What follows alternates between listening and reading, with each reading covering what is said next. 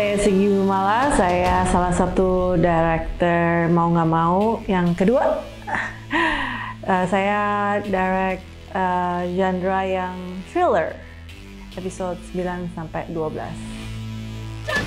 Reza, Ngerti kalian? Kunci mobil.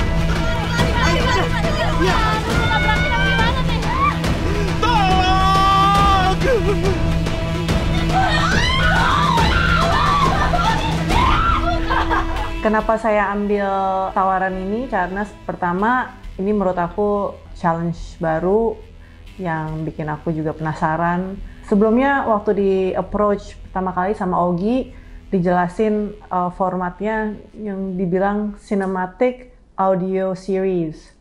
Terus aku bilang, apa maksudnya? Karena nggak pernah dengar gitu. Terus akhirnya dikasih dengar Mau Nggak Mau season 1 gitu. Pas dengar, oh ternyata it kind of reminds me zaman dulu waktu dengerin radio tuh suka ada tuh yang namanya drama radio gitu. Dan I really like it. Karena sebenarnya yang menariknya adalah untuk pendengar mendengarkan audio series kayak gini adalah kita bisa memvisualisasikan apa yang kita dengar gitu. Jadi itu yang ada di kepalanya si pendengar bisa beda-beda gitu dan bisa go crazy. Jadi sebagai filmmaker kan biasanya kita punya tantangan terbesar adalah untuk menampilkan yang terbaik di layar. Dan itu biasanya masalah budget gitu. Tapi kalau audio series kayak gini kan karena sebenarnya terbantu dengan banyak hal kayak musik itu dan dengan kekuatan itu saja bisa menciptakan imajinasi, memberikan imajinasi ke pendengar dan budgetnya bisa dikontrol gitu.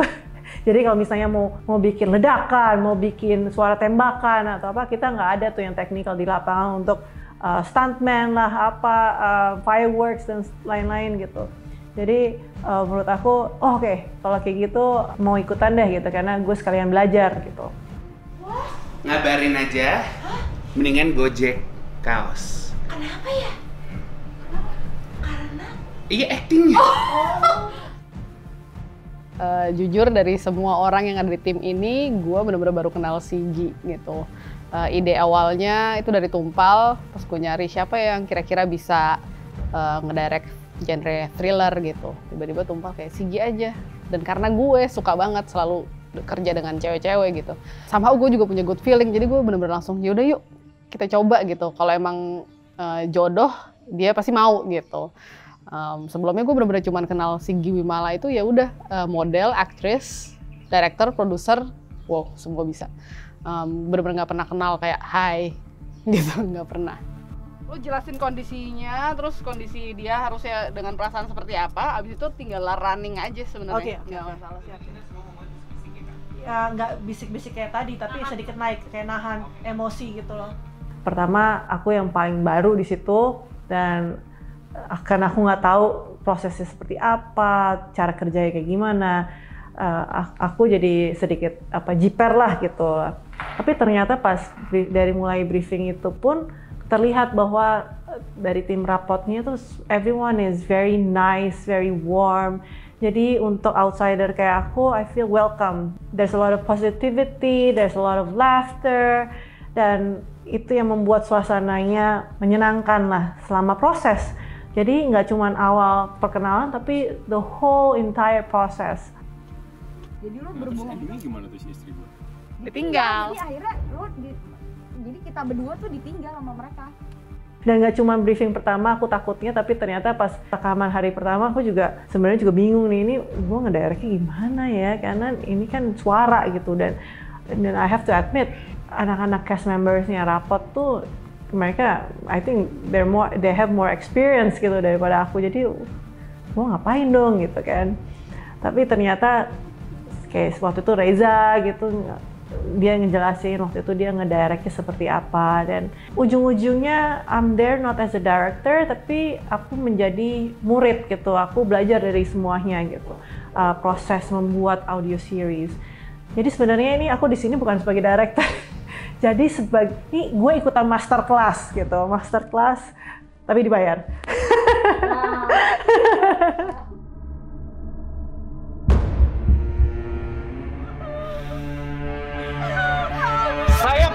sekali lagi, menjauh! Yang menarik dari ini sih gue developnya lebih ke teknisnya kali ya, karena kalau misalnya horor kan kita terbiasa dengan ngelihat gambar yang serem, nonton terus ketakutan dengan image yang dibuat gitu. Tapi kalau misalnya yang ini jadi harus gimana ngedevelop supaya kita bisa menceritakan sesuatu yang mengerikan tapi tanpa visual, tanpa gambar. Aku bilang nanti kita nggak usah pakai, kalau bisa gimana caranya cuma pakai skrip doang terus matiin lampunya biar berasa aja gitu kan kita cuma Ini, tapi nih disuruh gantian. Ini Bapak ngapain, Pak? Kita harus siap-siap. Sekarang. Bapak mau kemana, Pak? Oke. Dan kalau bisa, anjing!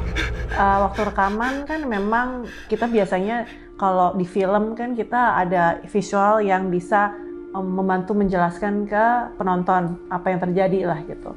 Tapi kalau kita hanya rely on audio, kita juga harus menjelaskan, oh ini orangnya tuh bergeraknya seperti apa, ruangannya seperti apa. Jadi banyak detail-detail yang masuk ke dalam layer dari si audionya gitu. Dan cast-nya, bagaimana dia bisa ngejelasin tanpa dia seakan-akan ngomong sama diri sendiri yang bikin ilfeel gitu. Jadi itu ya challenges-nya. Apalagi aku dapat thriller yang kebanyakan lumayan banyak action gitu, nggak terlalu banyak dialog heavy on conversation, tapi lebih ke reaksi dan aksi si pemain gitu. Jadi itu sih challenge-nya. Nanti kita tinggal retake lagi bagian nafas-nafasnya kalau butuh disambungin setelah diedit. Jadi lanjut dulu. Di part thrillernya Sigi ini yang paling menantang adalah proses post productionnya gitu, untuk menemukan style yang thriller yang sama-sama kita mau dan cocok gitu, tackle teknis, mekanik pengerjaannya itu benar-benar ya cukup challenging. Waktu itu kita sempat beberapa kali meeting gitu untuk membahas ini, dan tapi lagi-lagi karena memang semuanya juga mencurahkan seluruh isi hatinya dan passionnya kepada project ini, pada akhirnya juga semuanya berjalan dengan lancar. Apaan tuh? Itu punya apaan tuh? Anjing! Kita terlambat. Si Randy dia ada zombie lari, lanjut yang tadi aja langsung lari. Kayaknya sih aku bakal ketagihan ya, karena ini format seperti ini itu pengen banget dieksplor gitu loh.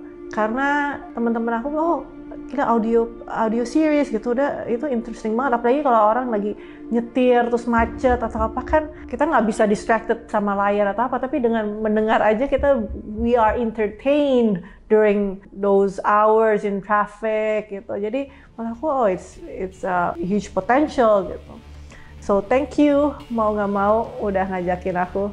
Kayaknya ngajakin aku juga mau nggak mau ngajakin Sigi. I don't know why.